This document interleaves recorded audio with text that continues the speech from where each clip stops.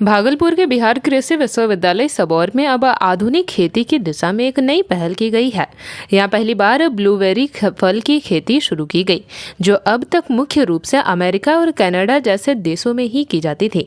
विश्वविद्यालय के कुलपति डॉक्टर DR सिंह ने बताया कि अब तक यहाँ धान, मक्का और गेहूं जैसी पारंपरिक फसलों की खेती होती थी, लेकिन किसानों की आय बढ़ाने के उद्देश्य से अब उच्च मूल्य वाली फसलों पर जोर दिया जा रहा है। इसी कड़ी में ब्लूबेरी की खेती की शुरुआत की गई। वहीं कृषि वैज्ञानिक डॉक्टर प्रीति सिंह ने बताया कि ब्लूबेरी का स्वाद मीठा खट्टा होता है और इसमें उच्च मात्रा में एंटीऑक्सीडेंट पाए जाते हैं। ये शरीर को ऑक्सीडेंटिव तनाव से बचाने में मदद करता है और स्वास्थ्य के लिए काफ़ी लाभकारी माना जाता है।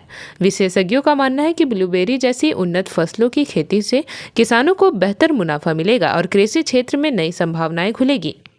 देखिए, पूरे विश्व में जिस तरह से जलवायु परिवर्तन चल रहा है, जो ये पूरी जलवायु परिवर्तन एक वैश्विक समस्या है, उन चीज़ों को ध्यान में रखते हुए बिहार कृषि विश्वविद्यालय ने कई ऐसे नए प्रयोग कर रहे हैं। इसमें नए नए फ्रूट्स, नए नए क्रॉप्स का क्रॉप डाइवर्सिफिकेशन कैसे हो। अभी तक बिहार हमारा जो है धान, मक्का और गेहूँ के ऊपर ज़्यादा फोकस रहा है और हमें उसमें क्रांति भी मिली। जो कृषि रोड मैप हमारा था बिहार राज्य का, उसके तहत इस पर काम किया गया और काफ़ी सफलता मिली। हमारी इसकी प्रोडक्टिविटी भी बढ़ी। अब हमें आवश्यकता इस बात की है कि कैसे किसानों का इनकम कैसे बढ़े और एक क्रॉप से लेकर दूसरे क्रॉप पे कैसे जाएं। यानी कभी भी किसान को किसी एक क्रॉप पे नहीं काम कर रहा है। इसलिए हम लोगों ने पूरा ध्यान बिहार राज्य के क्लाइमेटिक कंडीशन को देखते हुए कि क्रॉप डाइवर्सिफिकेशन पे फोकस किया जाए। और आज आपने जो भी देखा, ये ब्लूबेरी है। ये ब्लूबेरी मूलतः अमेरिका में, कनाडा में और पेरू में पाया जाता है।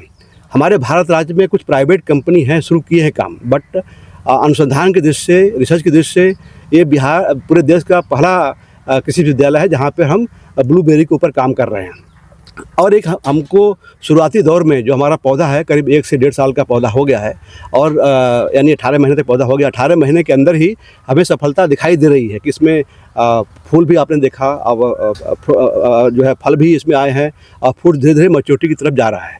हम कई कंडीशंस में इसका प्रयोग कर रहे हैं और उम्मीद है कि एक नया क्रॉप हम बिहार राज्य को बहुत जल्दी दे देंगे, क्योंकि ये बहुत ही हाईली न्यूट्रिशियस क्रॉप है और इसका इकोनॉमिक वैल्यू बहुत ज़्यादा है। इसका मेडिसिन इंपॉर्टेंस बहुत ज़्यादा है, हेल्थ पॉइंट ऑफ व्यू से बहुत ज़्यादा है। इस फल को डिमांड पूरे दुनिया में बहुत तेज़ी से बढ़ रहा है। आज की तारीख में पूरे विश्व में करीब 1 मिलियन टन इसका प्रोडक्शन होता है और इसका ग्लोबल रिक्वायरमेंट बहुत तेज़ी से बढ़ रही है। और इस नाते कि नया क्रॉप्स कैसे हम बिहार राज्य के किसानों को, बिहार के लोगों को दें, उस सिलसिले में हम लोगों ने कई नए प्रयोग किए हैं और ब्लूबेरी इसमें सफलता हमको दिखाई दे रही है। बेसिकली आप अगर देखेंगे तो हम जो ब्लूबेरी लगा रहे हैं वो 3 एक्सपेरिमेंट्स उसके कंडक्ट कर रहे हैं।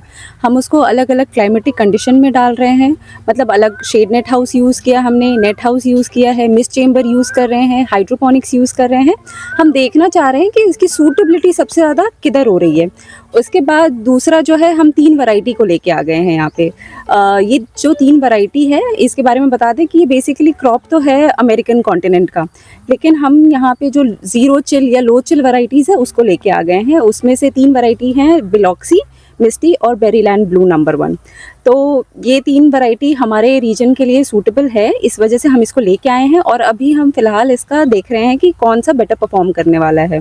उसके बाद जो तीसरा हमारा एक्सपेरिमेंट है वो है कि हम पॉटिंग मीडिया, अब देख रहे होंगे कि जो हमारा ब्लूबेरी है वो कंटेनर में लगा हुआ है। अब ये कंटेनर में, अब एक और ख़ास बात है कि ये ब्लूबेरी नॉर्मल मिट्टी में नहीं हो पाएगा, क्योंकि इसके लिए जो pH का मान है वो काफ़ी कम चाहिए, 4.5 से 5.5 के बीच में चाहिए। तो ये pH आप मिट्टी में तो नहीं मेंटेन कर पाएंगे, आप इसको मेंटेन कर पाएंगे किसी कंटेनर में ही।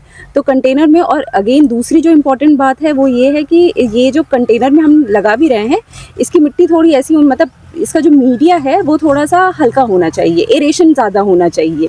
तो इस वजह से हमने यहाँ पे कोकोपीट, कोको चिप्स, परलाइट और वर्मी कंपोस्ट जैसे मीडिया के अलग अलग कॉम्बिनेशंस को यूज़ किया है और हम देख रहे हैं कि इसमें परफॉर्मेंस किसकी बेटर आ रही है। तो जिस तरीके से हमारी फ्लावरिंग और फ्रूटिंग इनिशिएट हुई है, तो हमें पता चल रहा है कि ये जो तीनों वैरायटी है, तीनों वैरायटी ही मतलब अभी यहाँ पे फ्लावर फ्रूट कर रही है।